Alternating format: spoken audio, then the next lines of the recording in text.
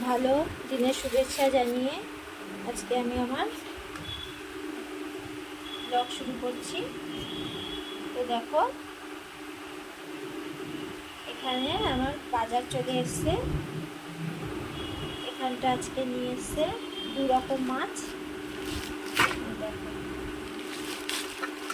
এটা হচ্ছে রুই মাছ,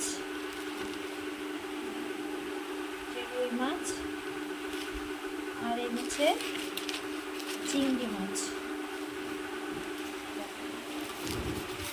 রুই মাছ আর চিংড়ি মাছ। এই রুই মাছ আজকে আমি কাঁচকলা আলু দিয়ে ঝোল করব, আর চিংড়ি মাছ আলু দিয়ে পেঁয়াজ রসুন দিয়ে একটু রসা করবো। এই চিংড়ি মাছের আলু দিয়ে পেঁয়াজ রসুন দিয়ে রসা আমার ইউটিউব চ্যানেলে দেওয়া আছে। যদি কারো দেখতে ইচ্ছে হয় গিয়ে চ্যানেলটিতে